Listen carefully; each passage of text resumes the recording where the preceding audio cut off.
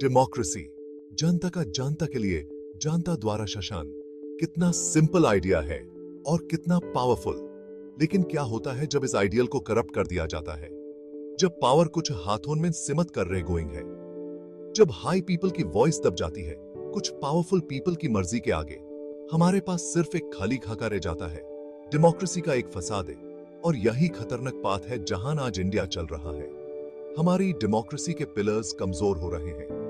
Institutions जो justice और justice के लिए बने थे, उनका यूज अब सेल्फिश इंटरेस्ट के लिए हो रहा है। हमारी सोसाइटी का बेसिक फैब्रिक जो सेक्युलरिज्म और इक्वालिटी से बना था, वो अब बिखर रहा है। हम सब साइलेंस्ड हैं, हमारी एपैथी, इसी वजह से ये सब चलता जा रहा है बिना रुके। हमें खुद से पूछना होगा, ऐसी डेमोक्रेसी का क्या एडवांटेज जहां जनता की नहीं चलती, जिसके खिलाफ बोलने पर हमें दुश्मनी का सामना करना पड़ता है, जहां सच्चाई को पॉलिटिकल बेनिफिट के लिए कुर्बान कर दिया जाता है। हमें इस अनकंफर्टेबल रियलिटी को एक्सेप्ट करना होगा। इंडिया की डेमोक्रेसी एक क्रॉसरोड्स पर है। आज हम जो पाथ चूज करेंगे, वो डिसाइड करेगा हमारे देश का फ्यूचर आने वाली कई जनरेशंस के लिए। इंडिया के पावर कॉरिडोर्स में करप्शन, नेपोटिज्म और पावर अब्यूज की ही बातें गेटिंग हैं। पॉलिटिशियंस जिन्हें कभी पब्लिक का सर्वेंट माना जाता था, आज वो फ्यूडल लॉर्ड्स की वे बिहेव कर रहे हैं। उनके एक्शंस ग्रीड और सेल्फ प्रिजर्वेशन से ड्रिवन हैं। वो अपने पोजीशन का एडवांटेज उठाते हैं अपने आप को अमीर बनाने के लिए और कॉमन मैन की प्रॉब्लम्स को इग्नोर करते हैं। राइट और रॉन्ग के बिटवीन की लाइन ब्लर्ड हो गई है। एथिकल कॉन्डक्ट को वीकनेस माना जाता है। पावर अचीव करना एनी भी वे से वो नॉर्म बन गया है। जो लोग इस स्टेटस को चैलेंज करते हैं, जो सच बोलने की करेज करते हैं, उनको ऑफन साइलेंस्ड करा दिया जाता है, देम बॉयकॉट कर दिया जाता है, या फिर उनके टुगेदर और बैड होता है। इंस्टीट्यूशंस जिन्हें इन करप्ट ऑफिशियल्स को अकाउंटेबल करना चाहिए, जैसे जुडिशरी, पुलिस, इन्वेस्टिगेटिव एजेंसीज, वो खुद प्रेशर में हैं।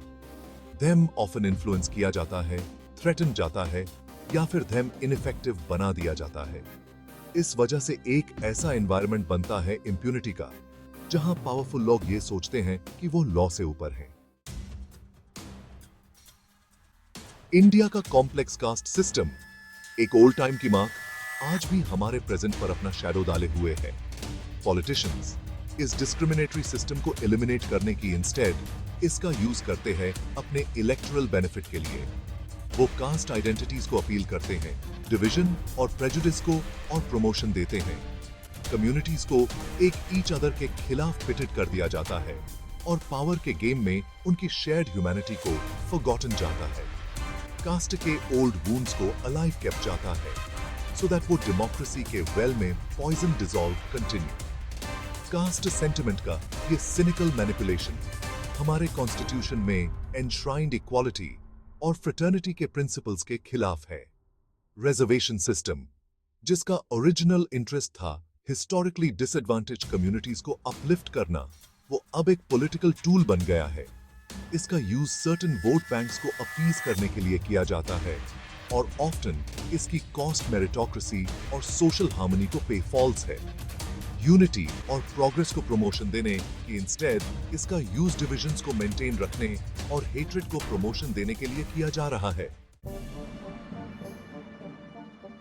इंडिया में पॉलिटिक्स एक एक्सपेंसिव वर्क बन गया है। इलेक्शंस में मिलियंस रुपीस स्पेंड होते हैं। इस वजह से एक अनहेल्थी नेक्सस बन गया है पॉलिटिशियंस और वेल्थी इंडिविजुअल्स, कॉर्पोरेशंस और इवन तक की क्रिमिनल एलिमेंट्स के बिटवीन। ये पावरफुल एंटिटीज पॉलिटिकल कैंपेन्स को फंड करते हैं एक्सचेंज में फेवर्स, एक्सेस और इन्फ्लुएंस के लिए। ये क्विड प्रो को हमारे डेमोक्रेसी की फाउंडेशन को कमजोर करता है। ये एक ऐसा सिस्टम क्रिएट करता है जहां पॉलिसीज पीपल के बेनिफिट के लिए नहीं बनाई गोइंग, बल्कि उनके लिए बनाई गोइंग है जो इन्फ्लुएंस खरीद सकते हैं। पुअर की वॉइस, मार्जिनलाइज्ड पीपल की वॉइस और वॉइसलेस पीपल की वॉइस मनी के नॉइज में दब जाती है। ये फाइनेंशियल क्लाउड वेस्टेड इंटरेस्ट्स को ये पावर देता है कि वो पब्लिक डिस्कोर्स को शेप कर सकें, मीडिया नैरेटिव्स को इन्फ्लुएंस कर सकें और इवन तक की इलेक्टोरल आउटकम्स को भी मैनिपुलेट कर सकें। वो ऐसी पॉलिसीज के लिए लॉबी करते हैं विच देम एडवांटेज हो, चाहे उसके लिए एनवायरनमेंट, लेबर राइट्स और सोशल जस्टिस को हार्म ही क्यों ना हो। मनी और पावर का ये अनहोली अलायंस एक कैंसर की वे हमारे देश की सोल को खा रहा है। Section 5, the media circus, manufacturing consent and dissent. एक हेल्थी डेमोक्रेसी में मीडिया एक क्रूशल रोल प्लेज है पावरफुल पीपल का वॉचडॉग बनकर। ये सोसाइटी को एक मिरर दिखाता है, करप्शन, इनजस्टिस और पावर अब्यूज को एक्सपोज करता है। लेकिन आज इंडिया में मीडिया का एक बड़ा पार्ट डेमोक्रेटिक वैल्यूज को कमजोर करने में शामिल हो गया है। ऑब्जेक्टिव और अनबायस्ड इंफॉर्मेशन देने की इंस्टेड बहुत से मीडिया आउटलेट्स सेंसेशनलिज्म, प्रोपेगेंडा और रेटिंग्स के बिहाइंड रन हैं। वो रूलिंग पार्टी के माउथपीस की वे वर्क करते हैं, उनके नैरेटिव्स को एम्पलीफाई करते हैं और डिसेंटिंग वॉइसेस को सप्रेस करते हैं। क्रिटिकल जर्नलिज्म की स्पेस सिकोफेंसी ने ले ली है और डिसेंट को ऑफ्टन एंटी नेशनल का लेबल पुट दिया जाता है। इंफॉर्मेशन का ये मैनिपुलेशन फियर और डिस्ट्रस्ट का एनवायरनमेंट क्रिएट करता है। ये पब्लिक को इन्फॉर्म्ड ओपिनियंस बनाने से रोकता है और अपने इलेक्टेड रिप्रेजेंटेटिव्स को अकाउंटेबल करने से रोकता है। मीडिया, जिसे कभी डेमोक्रेसी का फोर्थ पिलर कहा जाता था, आज वो प्रोपेगेंडा और सोशल कंट्रोल का टूल बनता जा रहा है। Section 6, from Gandhi to Godse, a shift in national heroes. Any भी देश की सोल उसके हीरोज में रिफ्लेक्ट गेटिंग है, उनके आइडियल्स में। महात्मा गांधी हमारे नेशन के फादर, वो ट्रूथ, नॉन वायलेंस और सोशल जस्टिस के प्रिंसिपल्स को रिप्रेजेंट करते थे। उन्होंने इन वैल्यूज पर बेस्ड एक मास मूवमेंट के थ्रू इंडिया को फ्रीडम ब्रॉट। आज डिस्टर्बिंग अटेम्प्ट्स हो रहे हैं हिस्ट्री को रीराइट करने के, नाथुराम गॉडसे, गांधी के असैसिन, को नेशनल हीरो बनाने के। ये एक खतरनाक ट्रेंड है, एक ऐसे सोसाइटी की मार्क जो अपना मॉरल कंपस लॉस्ट गॉन है। ये वायलेंस, इंटॉलरेंस और एक्सट्रीमिज्म को एक्सेप्ट करने की ग्रोइंग हुई टेंडेंसी को रिफ्लेक्ट करता है। नेशनल हीरोज में ये शिफ्ट एक डीपर मलेज का सिम्टम है, अ क्राइसिस ऑफ कॉन्शियंस। ये उन काउंटलेस फ्रीडम फाइटर्स के सैक्रिफाइसेस के टुगेदर बिट्रेयल है जिन्होंने एक इंक्लूसिव और जस्ट इंडिया के लिए फौट ला दी थी। ये हेट्रेड और वायलेंस को नॉर्मलाइज करने की टुवर्ड्स एक खतरनाक स्टेप है। Section 7, the price of apathy, real world consequences. इस डेमोक्रेटिक बैकस्लाइडिंग के कॉन्सिक्वेंसेस हम सबके फ्रंट हैं। Rising inequality, corruption hard towards environmental degradation, minorities power attacks और डिसेंट के लिए लेस गेटिंग गोइंग स्पेस। ये सिर्फ कुछ एग्जाम्पल्स हैं। हमारी साइलेंस, हमारी एपैथी ने इन प्रॉब्लम्स को बढ़ने में मदद की है। जब हम इनजस्टिस को इग्नोर करते हैं, जब हम अपने इलेक्टेड ऑफिशियल्स को अकाउंटेबल नहीं बनाते हैं, तो हम खुद अपने ऑपरेशन में शामिल हो जाते हैं। डेमोक्रेटिक वैल्यूज का इरोजन ओवरनाइट नहीं होता, ये ग्रेजुअली होता है, इंसीडियसली, जब तक कि एक दिन हम जाग कर ये रियलाइज न कर लें कि हम एक ऐसे सोसाइटी में जी रहे हैं जिसे हम पहचानते तक नहीं। कंप्लेसेंसी का टाइम एलिमिनेट हो गया है। हमारी डेमोक्रेसी का फ्यूचर इन अनकंफर्टेबल ट्रूथ्स का फेस करने की हमारी विलिंगनेस पर डिपेंड करता है, इनजस्टिस के खिलाफ वॉइस उठाने पर और अपने लीडर्स से बेटर चीजें डिमांड करने पर। एपैथी की कॉस्ट बहुत हाई है। Section 8, Reclaiming Our Democracy, a call to action. हम इंडिया के लोग हमें अपनी डेमोक्रेसी को उन पीपल से वापस लेना होगा जिन्होंने इससे अपने सेल्फिश इंटरेस्ट के लिए हाईजैक कर लिया है। हमें अपने फ्रीडम स्ट्रगल के स्पिरिट को वापस लाना होगा, यूनिटी, करेज और जस्टिस के लिए अनवेवरिंग कमिटमेंट के स्पिरिट को। ये एनी एक कम्युनिटी या ग्रुप की फाइट नहीं है, बल्कि ये हमारी नेशन की सोल की फाइट है। ये इक्वालिटी, लिबर्टी और फ्रेटर्निटी के वैल्यूज को प्रिजर्व करने की फाइट है जो हमारे कॉन्स्टिट्यूशन में एनश्राइंड है। ये फाइट इस बात के लिए है कि इंडिया दुनिया में होप और डेमोक्रेसी का बीकन बना रहे। आगे का पाथ क्लियर है। ह्यूमन सिटीजन्स के अस पर अपने राइट्स और रिस्पॉन्सिबिलिटीज के बारे में एजुकेट होना होगा। ह्यूमन कंस्ट्रक्टिव डायलॉग में इंगेज होना होगा।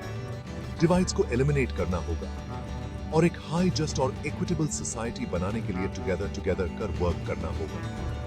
वुमेन अपने इलेक्टेड ऑफिशियल्स को उनके एक्शंस के लिए अकाउंटेबल बनाना होगा और ट्रांसपेरेंसी और गुड गवर्नेंस डिमांड करनी होगी। जस्ट सरदा।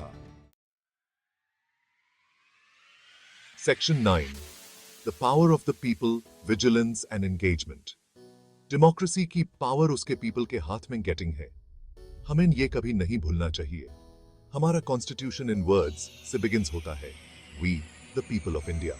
ये सिर्फ पेपर पर रिटन हुए वर्ड्स नहीं हैं, बल्कि एक पावरफुल रिमाइंडर है कि असली पावर कहां रिजाइड्स करती है। हमें अपनी डेमोक्रेसी के विजिलेंट गार्डियंस बनना होगा, कॉन्स्टेंटली क्वेश्चनिंग, चैलेंजिंग और पावरफुल पीपल को अकाउंटेबल कीप मेंटेन्ड होगा। हमारी स्ट्रेंथ हमारी यूनिटी में है, हमारी डाइवर्सिटी में है और डेमोक्रेसी की पावर में हमारे अनवेवरिंग बिलीफ में है। हमें पीसफुल और कंस्ट्रक्टिव तरीके से चेंज लाने के लिए एंगेज होना होगा।